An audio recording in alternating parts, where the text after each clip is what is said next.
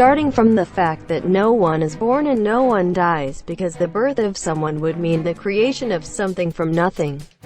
And nothing is created from nothing, and remembering that while believing that the soul or in life after death, if there is a life after death, necessarily there was a life before the birth of someone. It is therefore arriving at a concept of soul that we cannot know, because it is not part of the reality perceptible to us with any of our senses. We could say that people have life in rocks, or that they move it in a way that is not visible and spiritual to us.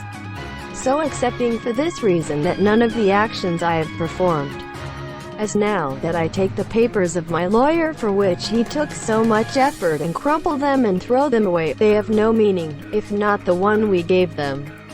No consequence is lawful for any action, since justice is an absolute affirmation of whoever holds the fallacious earthly power. But since movement is necessary to affirm that a person lives, it is for a psychological condition common to all human beings that survival is not sufficient for dignity, and if prolonged for relatively short periods it leads to suicide as a liberation from a condition of torture. As a human being, if deprived of the freedom to act, I am hopelessly killed. So if I am imprisoned because of the rules that are declared to be consistent with the mentality of the majority of citizens in this demagogic state, you will inevitably commit murder or suicide, becoming a criminal in turn. And I affirming this at the moment, I have not yet been deprived of my freedoms and still on trial. This is to be considered a trial of both you and me, Mr.